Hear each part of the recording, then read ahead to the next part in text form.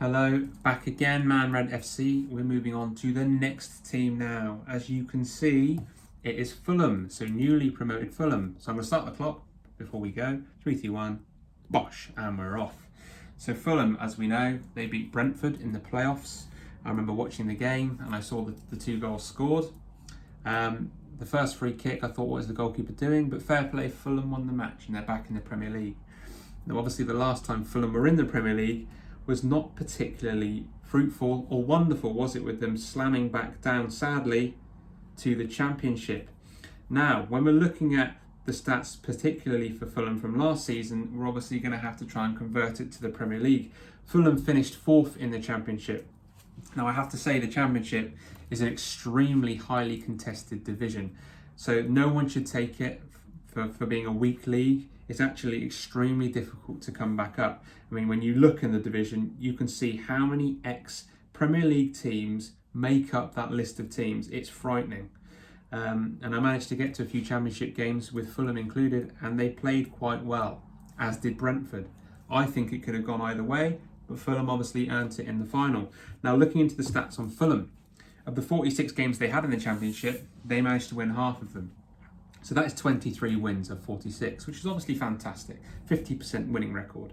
Now, when you combine the 12 draws they got with that, that is 35 of the 46 games unbeaten. Now, that's very strong, isn't it? That's very strong. 60-70% of the matches, you're not losing games, which is obviously why you finished 4th. The 11 losses just go to show that, you know, a bit weaker at the back, but, you know, not as formidable as the teams above, which is why you finished in 4th. Now, when we're looking at the stats, you scored 64 goals in 46 matches, which is obviously really good return. You're talking about 1.3, 1.4 goals a game there, and your top scorer is Alexander Mitrovic with 26 goals is a high amount. That is fantastic.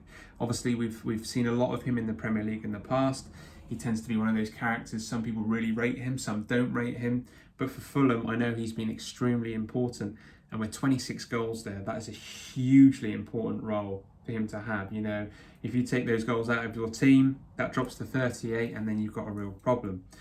Now, what you did manage to do quite well is only concede 48 goals in 46 matches. So again, only 1 goal a game. And when you're considering that you're scoring 16 more goals than that overall, having a positive goal difference of 16 goes to show why you finished as high as you did.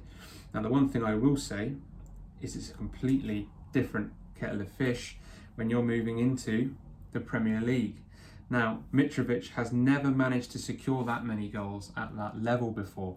So where else are we going to see the goals?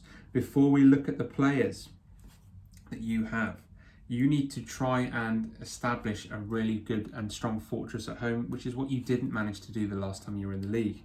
In the Championship, you secured 47 of your points at home. Now, you need to try and mirror that in the Premier League and make sure that you get most of your points there first before you travel away.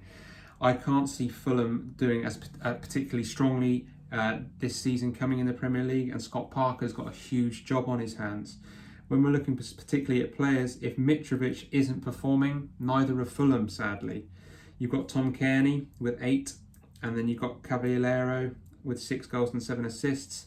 But beyond that, the goals are dry. There isn't a lot there, sadly. And Mitrovic played 40 games of the 46. Now, even if you were to say, let's be kind to him, and he scores 2/3 of the goals in the Premier League that he did in the Championship, which I don't think he will, he's only netting, 16, 17, 18 goals. Where are the other goals coming from? I can't see it. And with the fact that you're conceding a goal a game, I think that will rise as well. So I can't see the disparity going in your favour to keep you within the division. I have Fulham finishing, sadly, just like you did in this division a few seasons ago, in bottom place. I've got you in 20th. The reason I've got you in 20th is because you rely so heavily on one player. And history tells us your use of funds and money hasn't been very strong. Your 100 million you spent a few years ago didn't do anything to keep you in the division. So how do we know that you're going to be able to spend it wisely this time?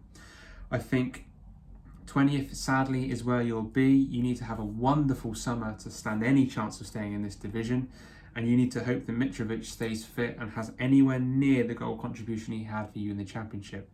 If he doesn't, it's going to be a long, torrid season for you, sadly. So I have you in 20th. 5 minutes, it's just hit the clock. Nailed it. Bang.